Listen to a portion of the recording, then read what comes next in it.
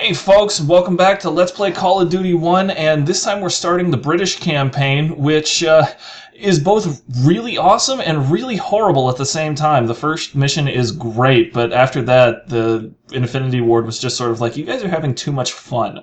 So, with me on this epic journey, as always, is my buddy. Hey everybody, it's the Lost Robo Kai here, and I'm looking forward to, watching cool guys suffer. I'm okay. Yeah, and suffering is definitely something I'm going to be doing the second and third episodes of this campaign.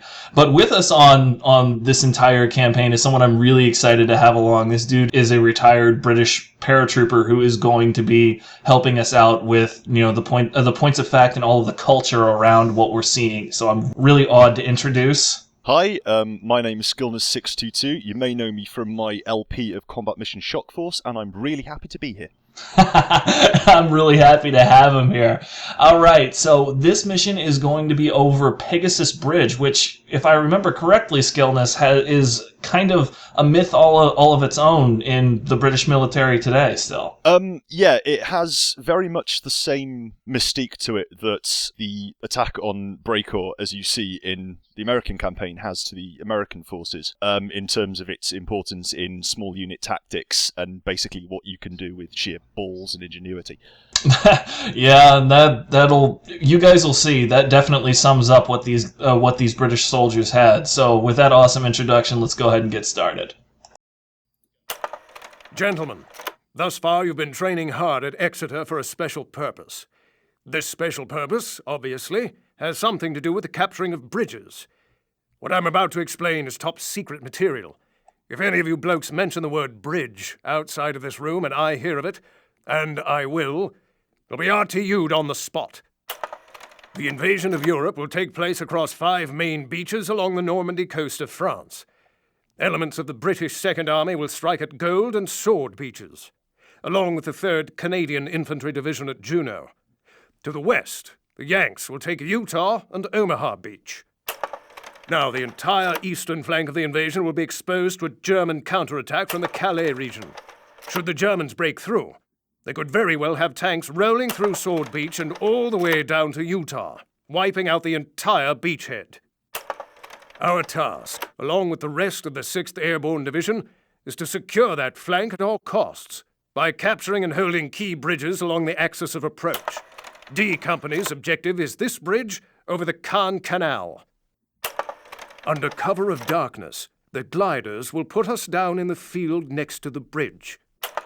From there, we rush the pillbox and prevent the Germans from blowing the bridge. At least one Bren gun will provide a base of fire while we flank it from both sides. Once we've captured the bridge, we hold it until relieved, which could take several hours. During that time, we may find ourselves using the Germans' own weapons against them. So I suggest you familiarize yourselves with the captured ones we have on base. Good luck, and Godspeed. Dismissed! I've always thought that was one of the greatest things to say to somebody right before you send them into a horrible situation is good luck and Godspeed. I say bridge in the word briefing, everybody's fired, abort. Funnily enough, for how many things they now get wrong, that briefing is actually very historical, as was the entire intro cinematic. Because I'm just looking at those two, I'm looking at 2 things wrong. How so? We should be members, as stated, of the Oxfordshire and Buckingham Light Infantry, not the Parachute Regiment. And also the Sten models they are using. So, quite correctly, they have Sten submachine guns, however, these are the Mark II version, not the Mark V, which had wooden furniture. What you're to notice is that there's probably about 15 blokes in this glider. The actual gliders should have carried 28. That will very much come into play during this game, because one of the ways that they simulate how few people the British had is that I will not get any infinitely spawning reinforcements. These guys are all the guys that I've got. Well, to be honest, that makes a large amount of sense, because obviously this was happening at approximately sort of 2 o'clock in the morning. The main landing of 6th Airborne Division didn't land until about 6. So for 4 hours, these were all the people that you had. Brace for launching! Stream!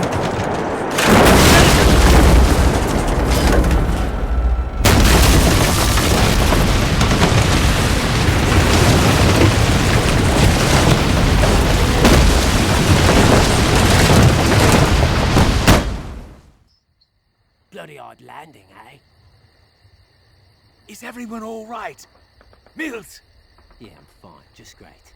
Button up. Let's go. Let's go. Move. Come on.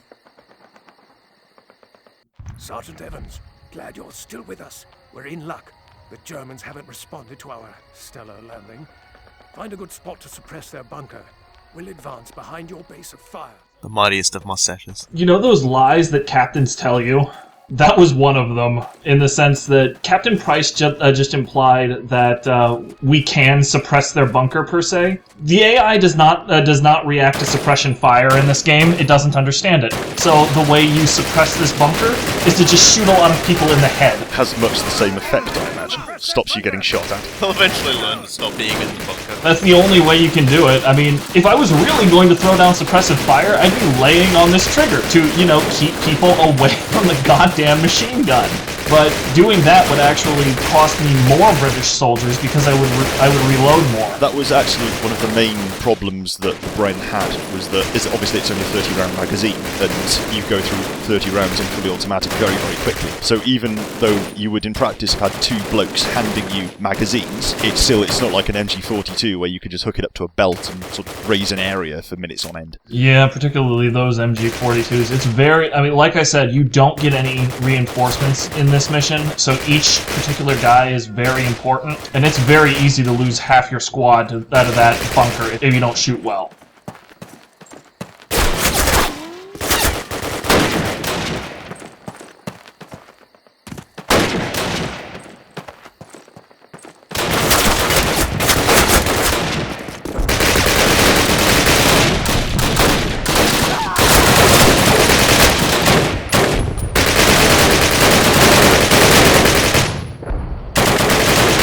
I love the atmosphere on this mission. Just the night and the light and everything.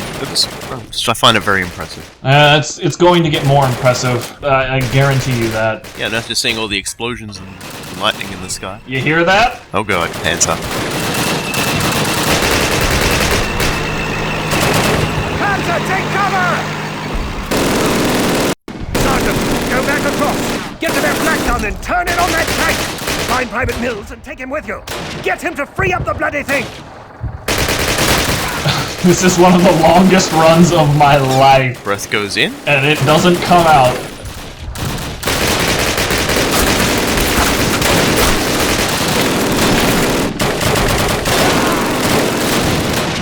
That tank is only concerned about you, and I will prove it here momentarily. It has about 4 other targets to look at. You peek out, I just want to see what's going on. Oh god, no. He likes you. Way too goddamn much. Ladies and gentlemen, game design. This is, like I said, you know, later games are going to introduce the attack helicopter as the thing which follows us around and makes us miserable. Because in World War II they had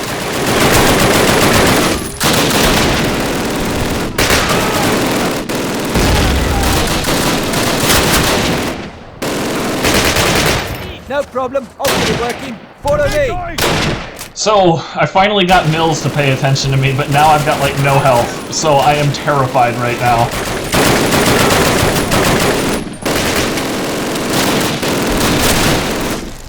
So, fun note, you can't jump out of trenches.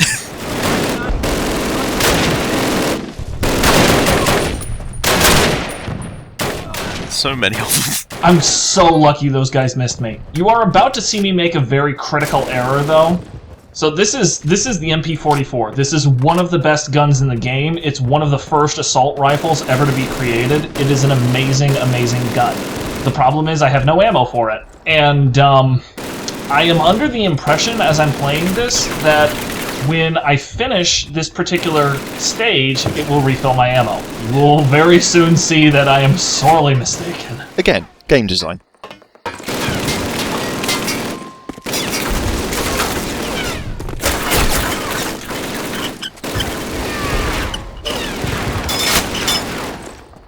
Get over here, Sarge. It's taken a few rounds like a champion.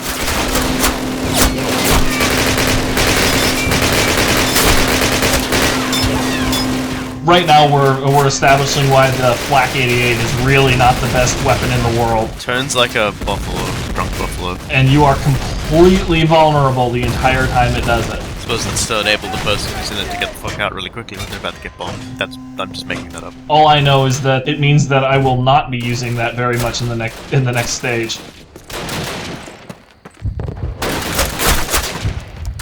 Also, that's a lot of bodies. Slightly ridiculous. There's actually an in-game setting for number of corpses, and it's small, medium, large, and insane. And then Avitus.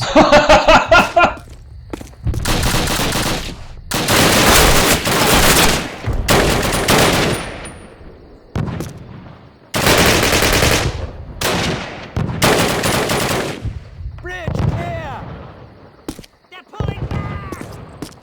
Jam, bridge secured! All clear! Clear! Ham and jam? What's the ham stand for? Well, it's actually slightly interesting because in the original mission, there were 2 bridges. Obviously, they've ignored the one over the River Orne for the sake of concentrating on the Count Canal, but the 2 bridges were ham and jam, respectively, for having the 2 bridges secure. That makes a lot of sense.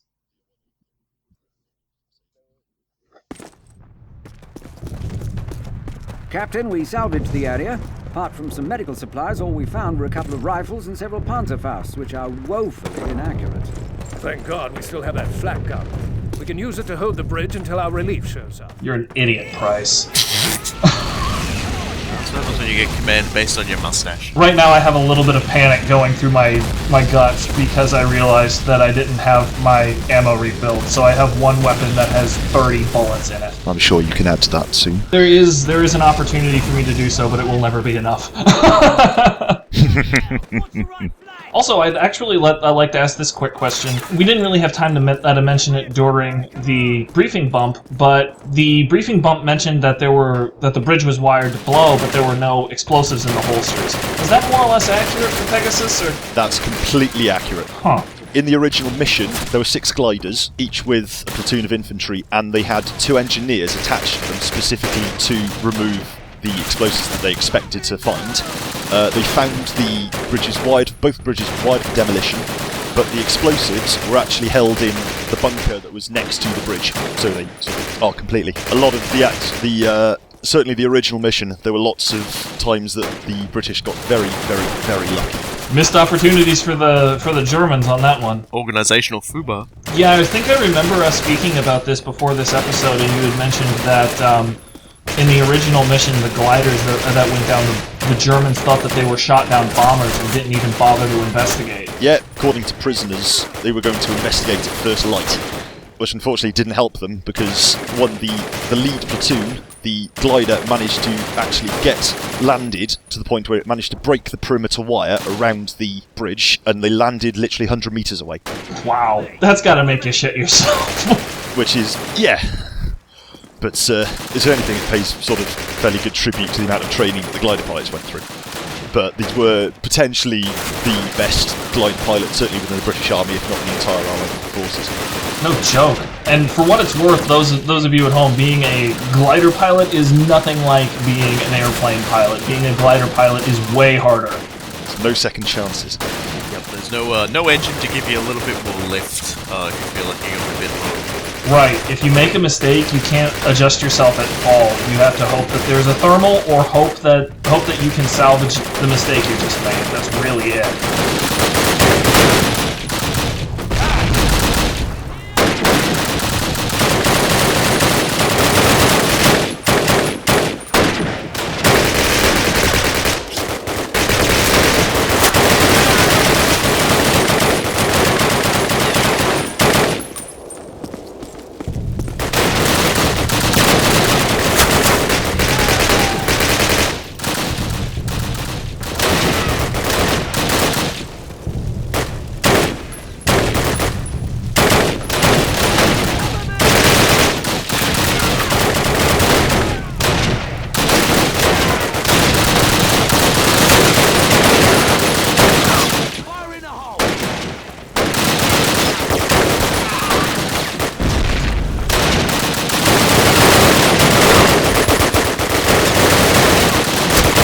I really hate fighting on this beachhead, by the way.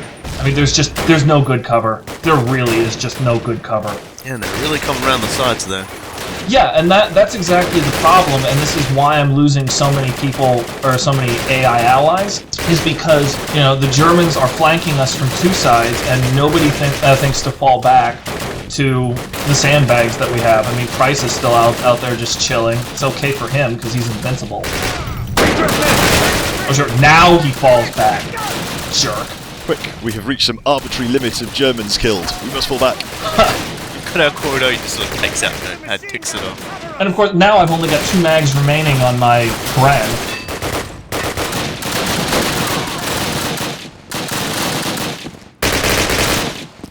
Also, why was I not allowed to just come back here and use this MG42 this whole time?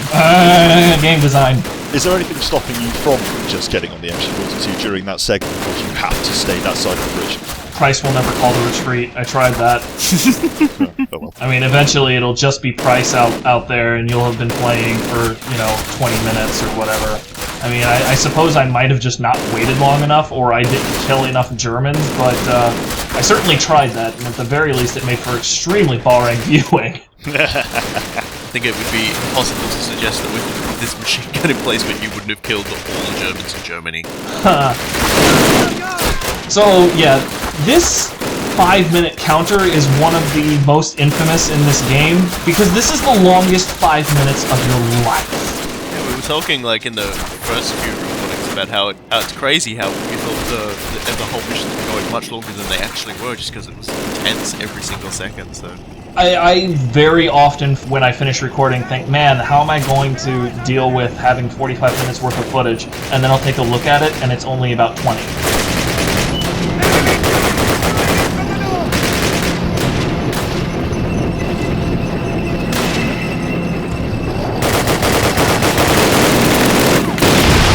One down. About 1 million to go.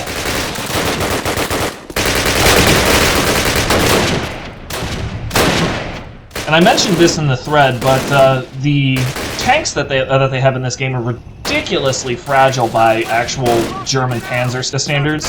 One Panzerfaust would not stop your stereotypical tank, and half the time the shot is just going to go straight off. The Australians tended towards destroying the tracks, and then just staying in position that their main gun can't hit you, and then just picking it apart piece by piece.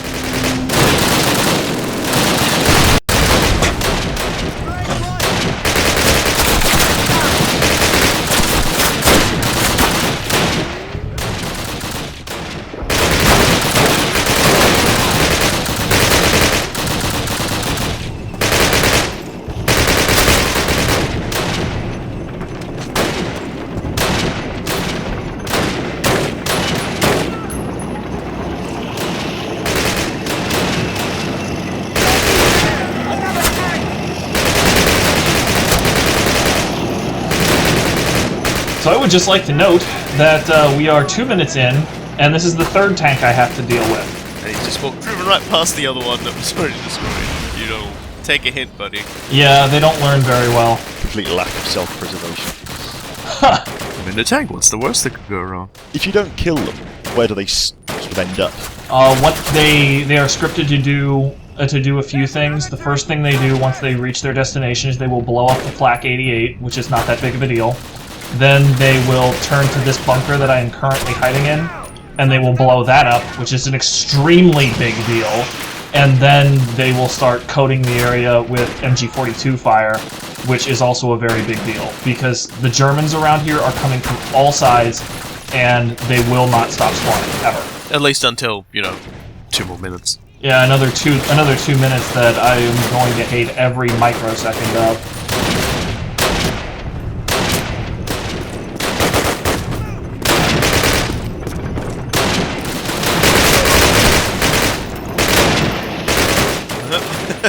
Okay, the first 2 didn't get through, let's send a 3rd tank through the death field. This is only the beginning, my friend. This is only the beginning. Well, I suppose they did say that the tanks were going to do exactly this, so I suppose we can't do sure. Keep your eyes open, Evans! I'm terrified that some Germans are going to crawl over the wall up there. Develop the phobia. I'm just terrified of Germans. Hide in the bottom of a trench for a bit, that'll do.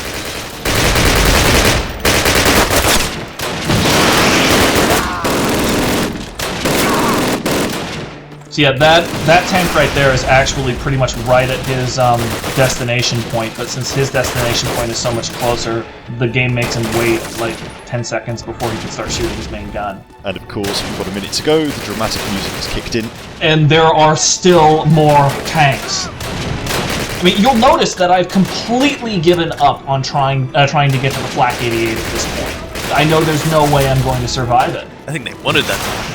Well, I've got 2 allies right now, and neither of them are going to be much help getting to that Flak 88. It might as well be a million miles away. Look, there's another tank. Just as well that the German garrison were kind enough to leave an exhausted supply of Panzerfaust there for you, isn't it? Pretty much. There is no way I could have done this without those Panzerfausts.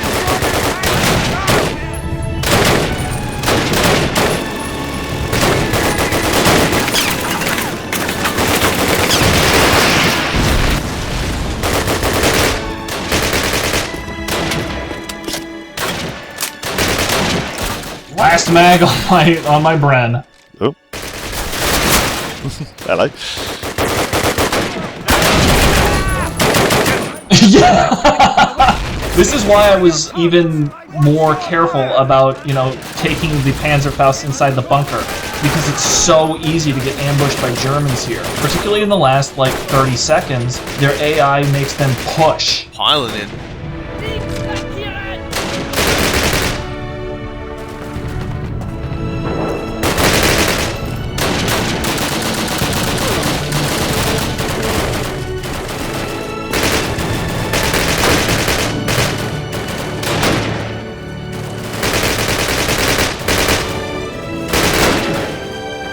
At this point, I'm just staying low. I'm just loving the music. Oh, Christ. That's the last of them. Excellent work, lads. Bloody well done. All 2 of you that are still alive, thanks to my excellent command. I'm just... Oh no, those guys are coming in to assist. Yeah, those are our reinforcements, and amusingly enough, they are all equipped with Bren guns. Every single one of them comes up as a support gunner if you look at them.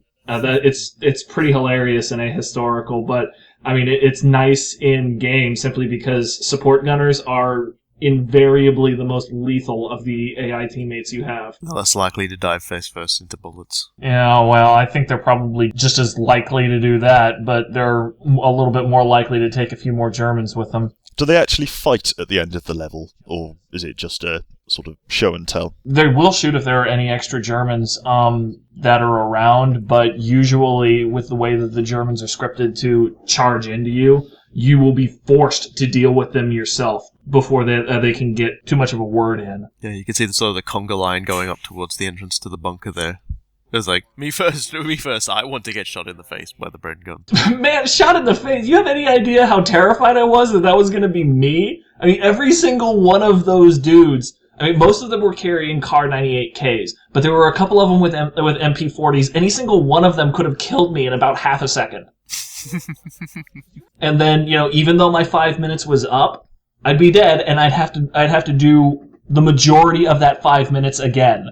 Just to get to listen to the music some more. This level is fucking brutal when you're playing this game. I mean, it's just brutal. Would you say it's the worst in the game, or...? No, I wouldn't say it's the worst in the game, because even though it's brutal, it's still fun. I mean, this is still a very fun level. The next level we're doing is not fun! Oh boy. But we'll deal with that when we get there next time. Until then, folks, I've been Cool Guy. I have been the Lost Robo Guy. And I've been Skillness622. Take good care of yourselves and all those you love, folks.